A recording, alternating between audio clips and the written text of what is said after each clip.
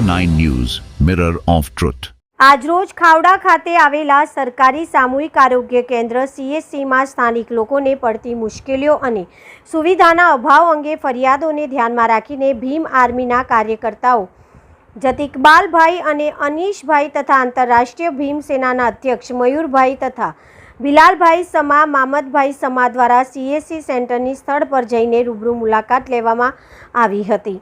આ મુલાકાત દરમિયાન હોસ્પિટલમાં ઘોર બેદરકારી અને અસુવિધાઓનો માહોલ જોવા મળ્યો હતો, જેના કારણે સ્થાનિક અને આસપાસના ગ્રામજનોને ભારે હાલાકી ભોગવવી પડી રહી છે।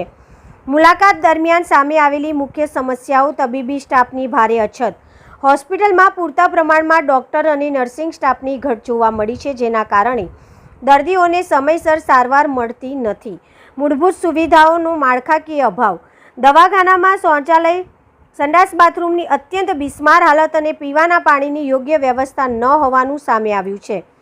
એક્સરે મશીન બંધ હાલતમાં, હોસ્પિટલમાં એક્સરે મશીન ઉપલબ્ધ હોવા છતાં તે લાંબા સમયથી બંધ હાલતમાં પડ્યું છે, જેથી ગંભીર દર્દીઓ કે અકસ્માતનો ભોગ બનેલા લોકોને પ્રાથમિક સારવાર માટે પણ ભુજ સુધી લાંબા થવું પડે છે।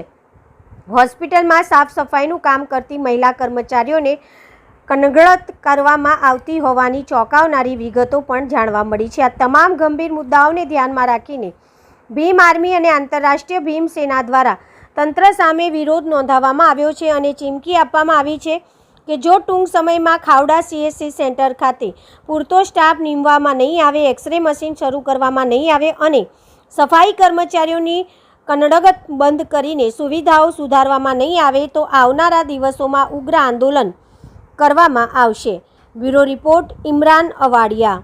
જે આજે ખાવડા CHC સેન્ટરની મુલાકાત લીધી હતી અને અહીંયા જે આરોગ્યમાં જે સુવિધાઓ જોઈએ, જેને કહેવાય કે જે મેન મશીનો હોય, જે નર્સિંગ સ્ટાફ હોય, એ સ્ટાફની અછતના લીધે આજે સાહેબને રજૂઆત કરી છે। તો અફસોસની વાત એ છે કે સાહેબ પણ પોતે ઈચ્છી રહ્યા છે, અહીંયાના લોકો ઈચ્છી રહ્યા છે કે અહીંયા આ સુવિધા હોવી જોઈએ, જેના લીધે એમને જે પ્રાથમિક જરૂરિયાત એ સવલતો થાય। પણ અફસોસની વાત એ છે કે સાહેબની રજૂઆતો નથી સાંભળવામાં આવી, નથી અહીંયાના લોકોની યોજના સમજવામાં આવી। મિત્રો, આ 15મી ઓગસ્ટે આપણે 80નું સ્વતંત્ર દિવસ મનાવશું, પણ 80 વર્ષો બાદ 80 વર્ષો થયા તે છતાંય આ જે ખાવડા છે એ સરહદી વિસ્તાર છે, એ ક્યાં ને ક્યાં આ જે આરોગ્ય જે સુવિધાઓ છે એનાથી વંચિત છે। એ અફસોસની વાત છે। અહીંયાથી દૂર 20 કિલોમીટર રિન્યુએબલ એનર્જી આવી રહ્યું છે, તેમાં કહેવા છે કે આપણા માટે ઐતિહાસિક કદમ છે। સાહેબ, ઐતિહાસિક કદમ અહીંયા કરો તમે, અહીંયા આરોગ્યની જરૂરત છે, અહીંયા આરોગ્યને તમે સવલતો પૂરી પાડો તો અમે કહેશું, તો અમારા માટે ગૌરવની વાત કહેવાશે, તો ઐતિહાસિક કામ કહેવાશે કે તમે 80 વર્ષ બાદ આ જે સુવિધાઓ છે, આરોગ્યની સુવિધાઓ છે, જે પ્રશ્નો છે એનું સર્જન કરો તો માનીએ કે આ લોકો જે ઈચ્છી રહ્યા છે, લોકોની ઝંખના છે, લોકો 80 વર્ષથી જોઈ રહ્યા છે કે અમને પાયાની સુવિધાઓ ક્યારે મળશે।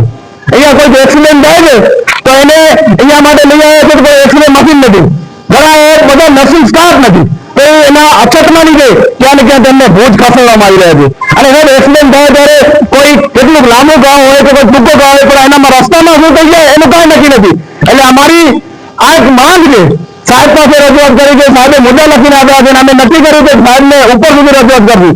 જો અમારી માંગો સ્વીકારવામાં નહીં આવે તો આગળ જતા ઉગ્ર આંદોલન કરશું, એવું અમે અહીંયાના ખાવડાના લોકો અને ભીમ આર્મીના સંગઠનો સાથે ભીમ સેનાના લોકો અહીંયા આવ્યા છે અને અમે રજૂઆત છે કે આ મુદ્દાઓ પર જો કામ નહીં થાય તો ઉગ્ર આંદોલન કરવામાં આવશે।